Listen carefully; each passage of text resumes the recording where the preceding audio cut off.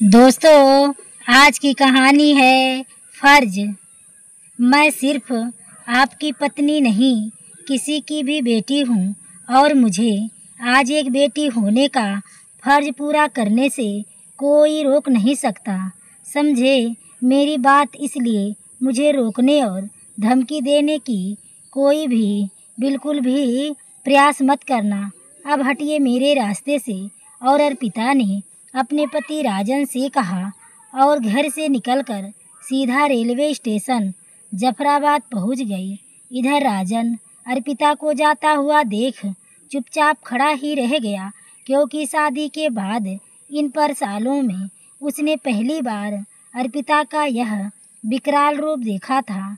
दरअसल अर्पिता अपने माता पिता को लगातार फ़ोन किए जा रही थी, लेकिन उसका फ़ोन नहीं उठा था। अर्पिता की माँ फ़ोन स्विच ऑफ और पिता का फ़ोन लगातार व्यस्त आने से अर्पिता का मन किसी अनहोनी की आशंका से डर रहा था। आज ऑफिस के लिए भी किसी काम में उसका मन नहीं लग रहा था। फिर उसने ऑफिस के लंच ब्रेक में उसने अपनी मम्मी की पड़ोसी आंटी को फ़ोन लगाया, लेकिन उनका भी फ़ोन नहीं उठ रहा था। लेकिन फिर थोड़ी देर बाद ही उसके फ़ोन की घंटी बजी। उठाकर देखा तो फ़ोन आंटी का ही था।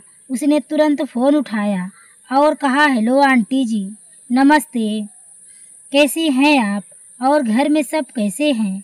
आंटी ने कहा, सब ठीक है बेटा, तू कैसी है और घर में सब कैसे हैं? अभी आई तो देख तेरा फ़ोन आया हुआ था। अर्पिता ने घबराहट से कहा, हाँ मैंने फ़ोन तो किया था, यहाँ तो सब ठीक है। वहाँ आंटी आज मम्मी पापा को फ़ोन नहीं उठा रहे हैं, क्या हुआ? सब ठीक है ना? आपको पता है कुछ तो हो, वह लोग कहीं गए तो नहीं ना? आंटी प्लीज़, क्या आप एक बार मेरी बात करा सकती हैं? आंटी ने दबी आवाज़ में कहा, हाँ सब ठीक है, कोई बात नहीं। तभी अर्पिता को आंटी के पीछे से उनकी बहू की आवाज़ आई, माँ जी आप सच सच क्यों नहीं बता देती? अर्पिता ने आंटी की बहू की आवाज़ सुनकर कहा, आंटी सच बताइए। भाभी कौन सा सच बताने के लिए कह रही हैं?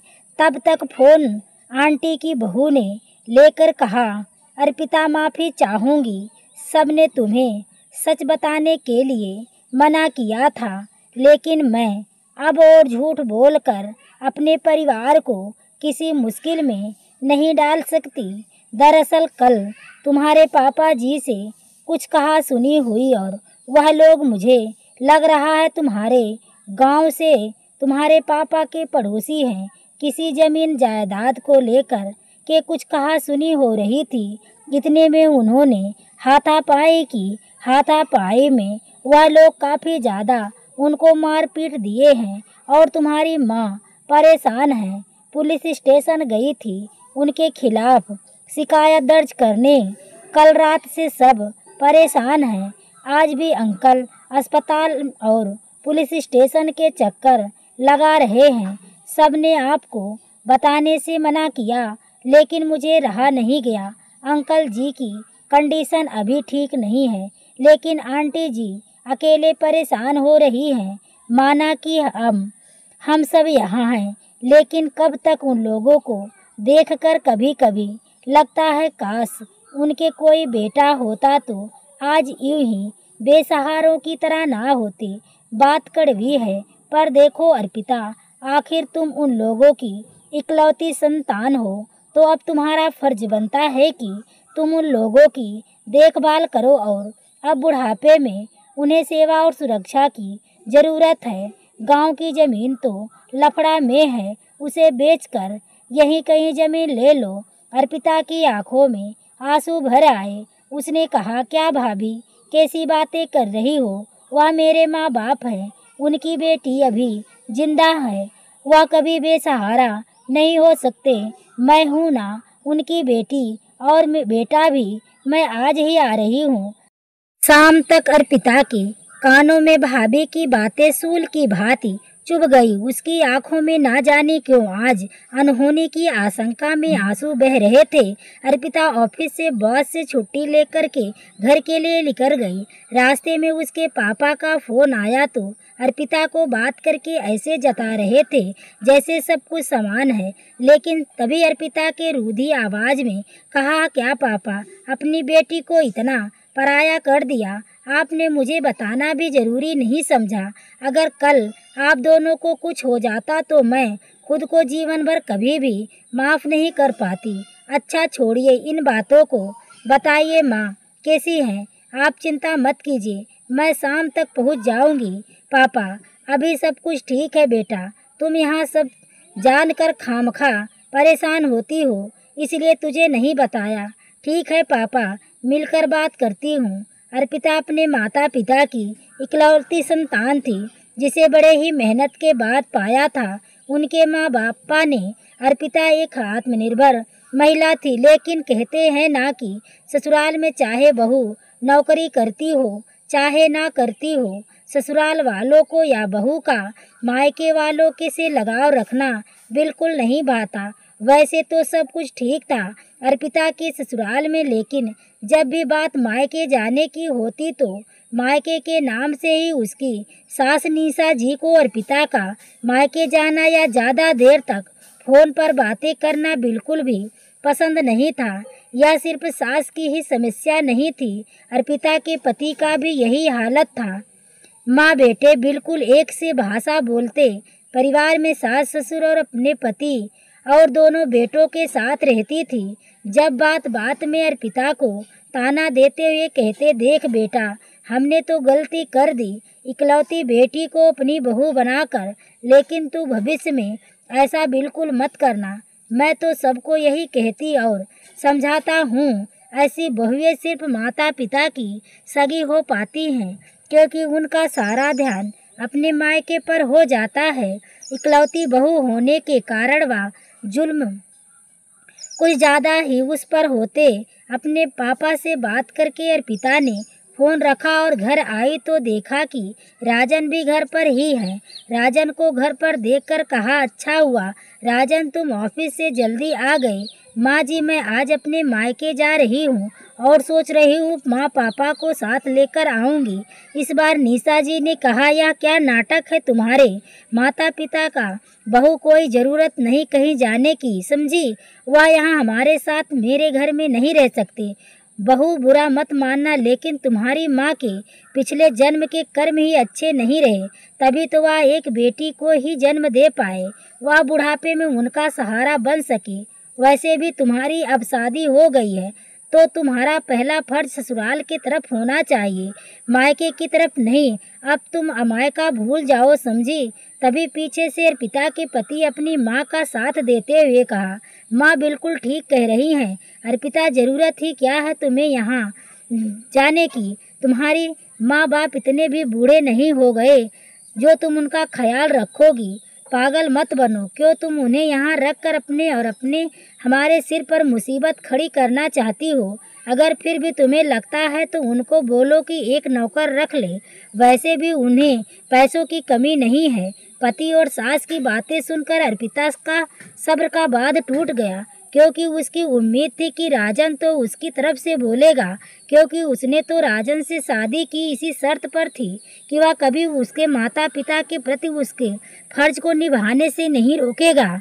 लेकिन हमेशा की तरह वही हुआ जो होता था।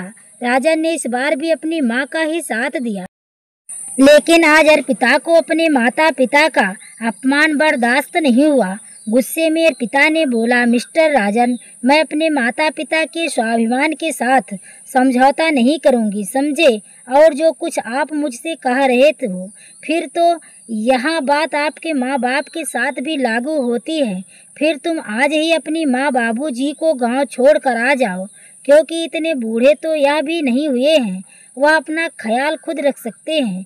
और मान लो ना रख पाए तो नौकर रख लेंगे। हमारे सिर पर आपने यह मुसीबत क्यों रखी है?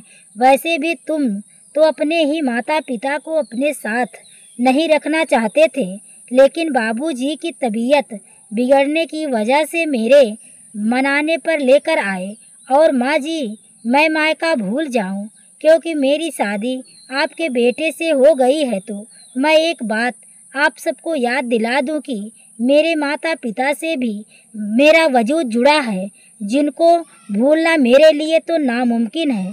जिस तरह आप लोगों ने राजन को पढ़ा लिखा कर आत्मनिर्भर बनाया है, उसी तरह मेरे ही माता पिता ने भी मुझे पढ़ाया लिखाया, इस काबिल बनाया कि मैं खुद के बलबूते पर उनका ख्याल रख सकती हूँ। हाँ, लेकिन एक बार खुद के गिरेबान में झांक कर देखिए कि क्या राजन आपकी सेवा कर पाएगा। जबान संभाल कर बात करो अर्पिता, तुम मेरे सामने मेरे माता पिता का अपमान नहीं कर सकती, वरना मुझसे बुरा कोई नहीं होगा। राजन ने गुस्से में चीखते हुए चिल्लाया। चिल्लाओ मत मिस्टर राजन, चिल्लाना मुझे भी आता है। खुद के माँ बाप पर बात आए तो गुस्सा आ गया।